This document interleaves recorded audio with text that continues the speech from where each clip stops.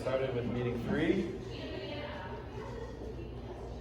So we're not going to have an introduction question today because we do have a guest speaker, and I'll talk more about that. But this is Untitled Chapter. He created Ethereum.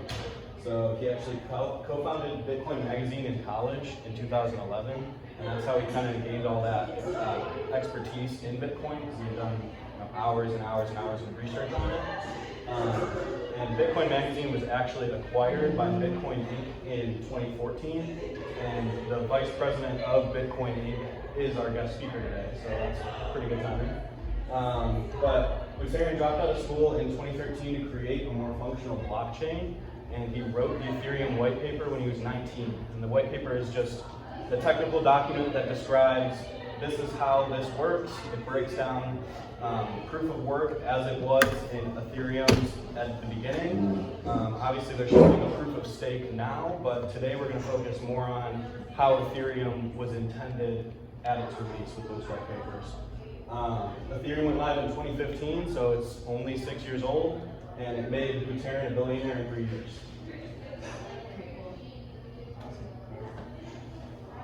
So here are the principles as they're laid out in the white paper, like kind of the intention of Ethereum over Bitcoin.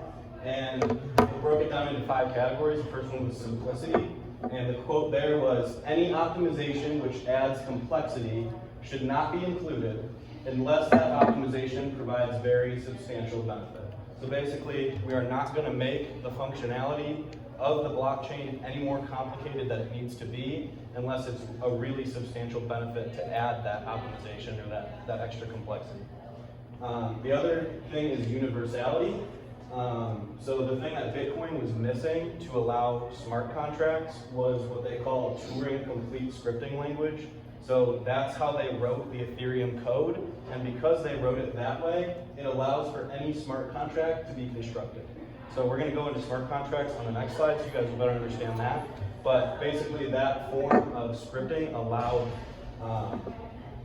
for smart contracts to be allowed on the network. The other thing is modularity, and that quote was, Ethereum development should be maximally done so as to benefit the entire cryptocurrency ecosystem, not just itself. So like we talked about, it had smart contracts. That's what allows for NFTs and other applications along those lines, things that aren't just crypto. So the idea behind the modularity is that if they add something to the Ethereum network, it should be done to improve everything, not just the value of Ethereum crypto. The other thing is agility, which is pretty similar to the simplicity. And it's basically saying that although the details of the code are not set in stone, they'll be extremely judicious about making modifications to the construction of that code. So they won't make any changes unless it really helps the scalability and security, kind of like it was saying with simplicity. And the last thing is non-discrimination and non-censorship. So all regulatory mechanisms in the protocol should be designed to directly regulate the harm and not attempt to oppose specific undesirable applications. So that sounds kind of confusing, but all that it's saying basically is that anybody should be able to come up with a smart contract on that network despite what the contract's intention is. Because a smart contract, and it'll go into it in a second, a lot more clearly, but all that it really is a piece of code that performs a function. So the idea is that we don't want to discriminate against any functions that any people might create. It's going to allow for all those functions. The only purpose of the code should be to mitigate hackers and mitigate harm to the network that could happen, not to get rid of undesirable applications, because then that would require some form of trust and some human element that they want to keep out of. So here's the video on smart contracts. It's a really good, simple video. It's the same person that did the blockchain. 10 hours. It's a 5-minute video and it'll explain that. Popular nowadays. But what are they and what problems do they solve? The term smart contract was first used by Nick Szabo in 1997, long before Bitcoin was created. He is a computer scientist, law scholar, and cryptographer, so I'll spare you his exact words. But in simple terms, He wanted to use a distributed ledger to store contracts. Now, smart contracts are just like contracts in the real world. The only difference is that they are completely digital. In fact, a smart contract is actually a tiny computer program that is stored inside of a blockchain. Let's take a look at an example to understand how smart contracts work. You probably are familiar with Kickstarter, the large fundraising platform. Product teams can go to Kickstarter, create a project, set a funding goal, and start collecting money from others who believe in the idea. Kickstarter is essentially a third party that sits in between product teams and supporters. This means that both of them need to trust Kickstarter to handle their money correctly. If the project gets successfully funded, the project team expects Kickstarter to give them their money.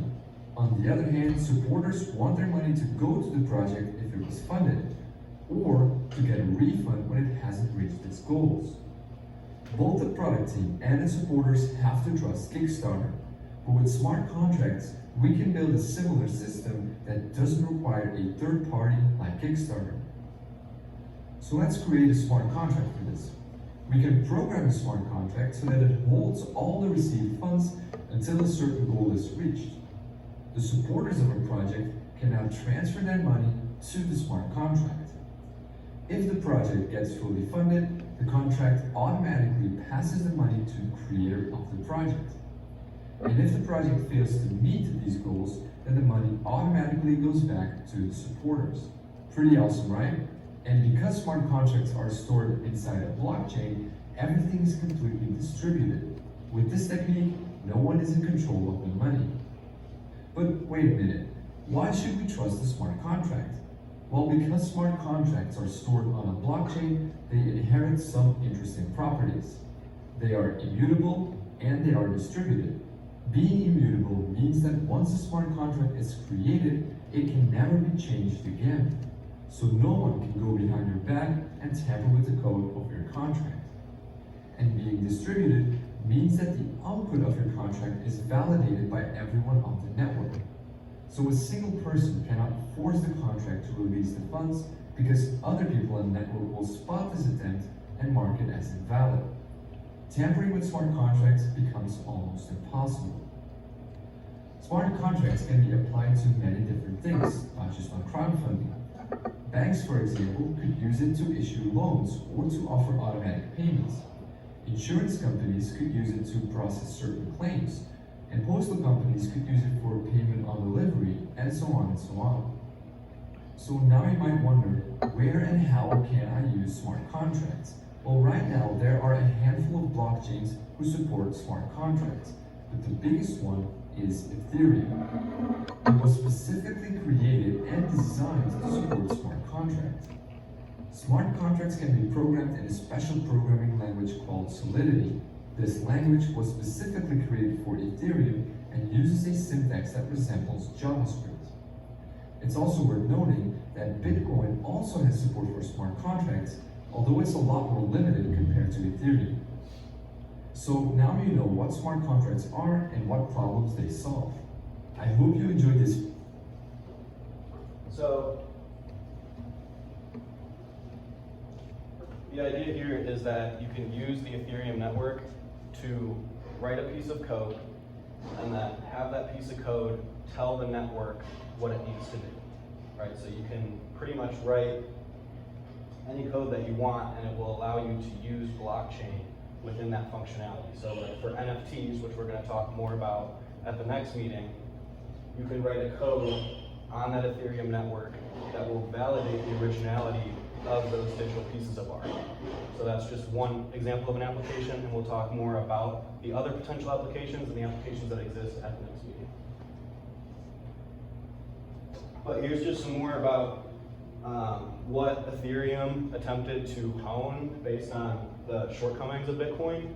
So Ethereum's method of verifying information in a blockchain would provide Bitcoin 5 to 20 times extra space if implemented. So obviously the system that they've created of validating information is a lot more efficient in terms of space, and that also helps with energy. And that's the next point. Ethereum is more energy efficient than Bitcoin, And Ethereum 2.0, which is the proof of stake that we're going to get into next meeting, makes it far more energy efficient. And Ethereum's fees paid by investors to miners are referred as gas fees. So that's just something to note. And they're more complicated in calculation than Bitcoin's fees because they have those extra steps that make it more efficient. So last meeting we had a question about Asic Rigs, and basically what they are mechanical devices with the sole purpose of mining a specific crypto. So we talked about how you could use like computer parts to create a rig that would mine any sort of crypto. At the last meeting, right, we talked about how you need GPUs, how that was the main component, and you need a CPU and a motherboard to also run those things. Well, an ASIC is just a single device, and it mines a specific crypto.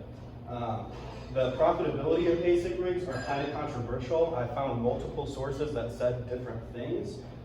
Some say that only large farms will see greater profitability in comparison to GPU mining. So my best recommendation that I can give to you if you're seriously considering going one way or the other and doing crypto mining for yourself is to figure out which crypto you're going to mine and then look up the optimal configuration for that crypto within your own constraints, considering the budget that you have to spend on the rig, the budget that you have to spend on the energy bill that's going to go up as you're using it, and then obviously how much space you have to house whatever rig you want.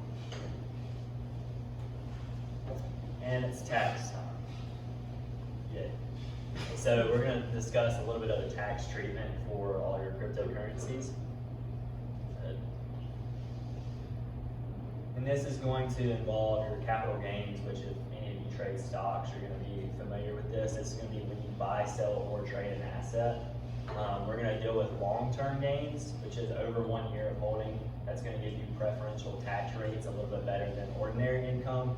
And then if it's under 1 year, it's under short-term, which is going to be your ordinary tax rates, which are usually a little bit heftier than those that are held long-term. A lot of people see the short-term rates as a little bit of a penalty if you want to sell early, but in reality, it's more so that long-term rates are a little bit of a benefit that the government gives you for holding those assets longer.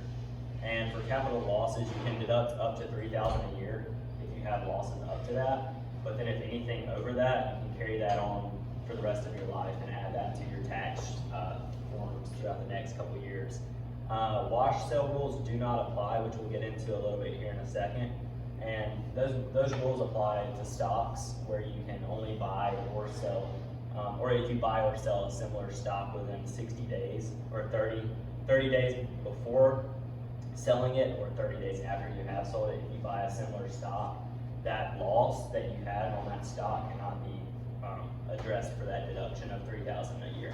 And then if you do mine Bitcoin, or if you have interest rewards, you can see their job. If like a job gives you, payments, a lot of NFL players or sports players are starting to pay salaries and different sorts of cryptos. That's going to be addressed under your ordinary income tax, and same goes for mining and staking. Those are going to be under your ordinary income tax as well.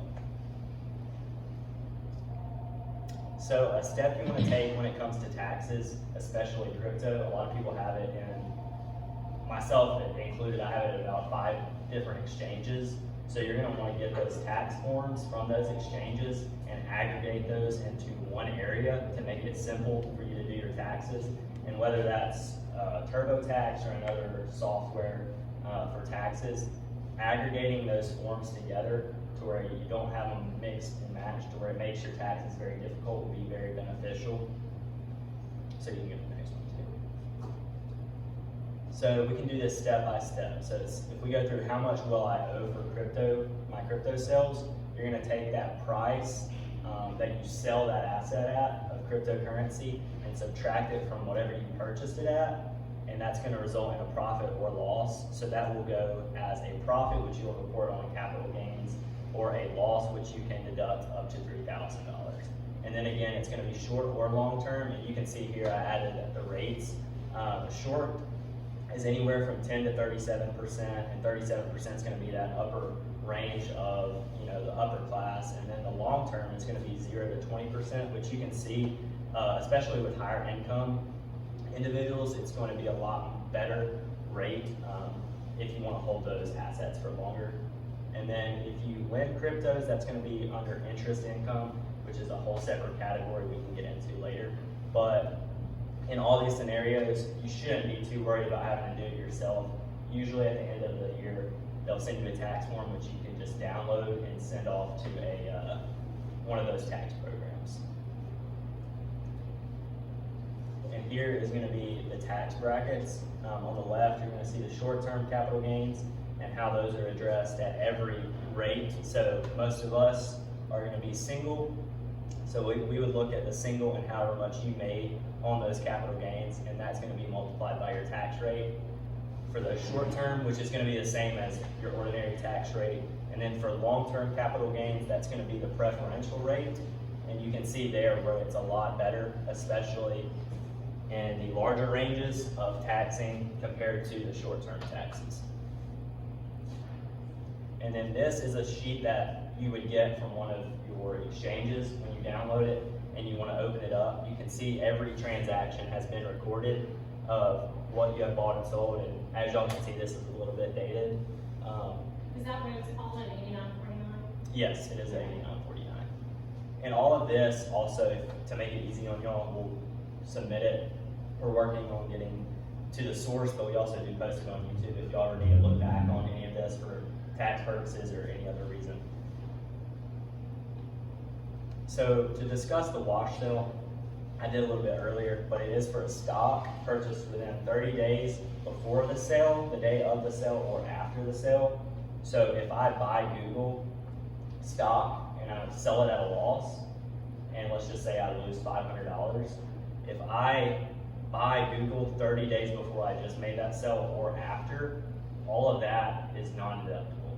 So when you do stocks, you need to be very wary of that, so that if you do want to have your losses deducted, you do not trade the similar stock 30 days before that or after.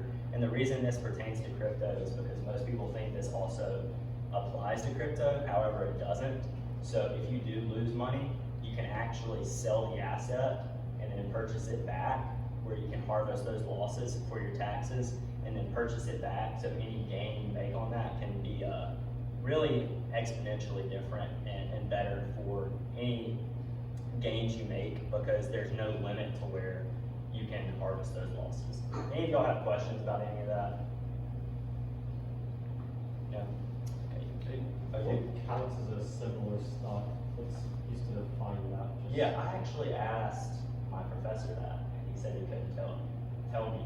So he was like, the best thing I can tell you is the identical stock. And he said, I'll try to get back to you on that. Hasn't yet, which was about a week ago. So I would just say, look into that yourself, but also, of course, the identical stock that you purchase is going to be falling under that.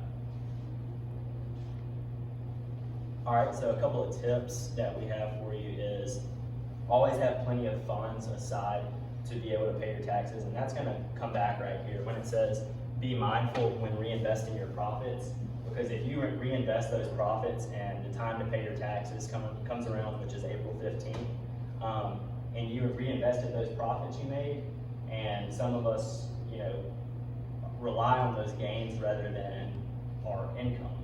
So if you reinvest those gains and that turns into a loss, when tax time comes around, it's going to be a little bit scary for you when you're paying your taxes and it comes out to be more than you even have, laying outside of your assets. So always make sure that your capital outside of what's in your assets are enough calculated that that you want to pay your tax, that you're very safe and precautious in that area.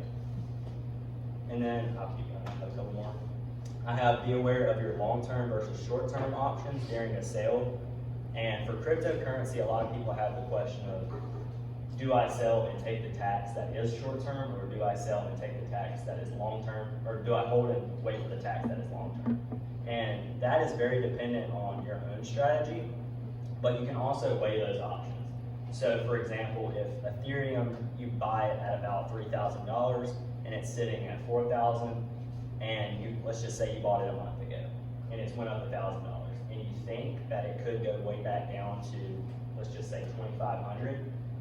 In the short term, you may want to take that gain and sell out, and then when it goes back down, you're gonna realize that that tax that you're gonna have imposed on you is worth taking that $1,000 gain. Whereas if you hold it for the future, that long-term tax rate may be smaller, but that gain may not be there anymore. Now, again, we don't know what the future holds for any of these, so that again is your own opinion and your own decision. But that's just something to take into account. Also, right there, I have the tax programs, a couple of tax programs you can use. And then I have always referred to a CPA. A lot of people can have larger sums of money when it comes around the tax time, and always be extra careful when you're doing taxes in general, but especially with larger amounts of money, because the government and IRS will take that very seriously, and we don't want to get anyone in trouble. And the same goes for always attempt to do your taxes, even if you're unsure, especially with crypto. The government is, I think, a year or two of doing it on cryptocurrency, so they themselves do not know too much about crypto. So if you make mistakes here and there, they're very lenient, they'll be there to help you, they're not going to penalize you. But if you do not attempt to do your taxes whatsoever, they will have penalties on you, whether that's monetary or if they start sending you forms you need to fill out. And then FIFO and LIFO, many of you may know, it's going to be first in, first out, and last in, first out. That's going to come into play with the tax implications. But usually when you buy and sell a stock, and you sell it, let's just say it's a market order, and you sell whatever stock you have or shares you have, same goes for cryptocurrency, it's going to be the first in, first out, which means first purchased is going to be the first one that is sold when you choose to sell it. And that's going to be most people's choice when it comes to selling assets, because that's always going to be giving you that benefit of the longer term. But some people do choose last in, first out. I have a question. In regards to the government really not, they're trying to figure out, taxes and all this kind of stuff, how to do that. If you go to CPA, are any of them gonna be up to date on all this? And They'll be as up to date as possible, and what I mean by that is they themselves are gonna know or try to educate themselves on all that they can, and then there is some gray areas, and because that is their job, they usually know a lot more on how to get the most out of your income when it comes to cryptocurrency. So there is like the wash sale. They'll look through your sales and try to give you the benefits of the wash sale. so it'd be safer for me to go through CPA rather than doing my own, just because if anything comes back, you can kind of go through that CPA and say. Most definitely. Yeah, And CPAs, falls onto them. yeah, they do have the accountability, so when they are working with you, they're entitled and enforced to do the right thing. And so if they do the wrong thing, it's the liability is there opposed to yourself. So that's why I kind of said, especially with large sums of money, it is a lot more difficult, because that also means larger trading usually. Right. Not always, but that liability can also be at least a little bit pushed off of yourself onto a CPA, and at the same time, they'll help you maximize those returns. A good question. Any others?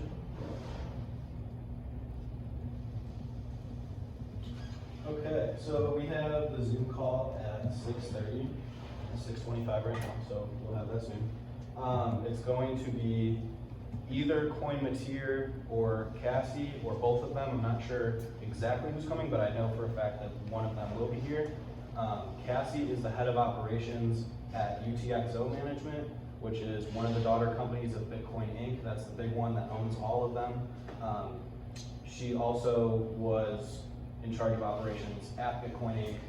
and Coin was the vice president and partner at Bitcoin Inc. at a time. So both of them should have a lot of knowledge on not only Bitcoin, but those companies and the companies that Bitcoin Inc. owns. In the next meeting, we're going to go a lot more in depth into Ethereum. Obviously, 15 minutes is not enough time to cover Ethereum because we didn't talk about proof of stake and we didn't talk about the other applications. But next meeting, Kyle is our NFT chair. So we're going to have him give a 10-15 minute presentation on NFTs.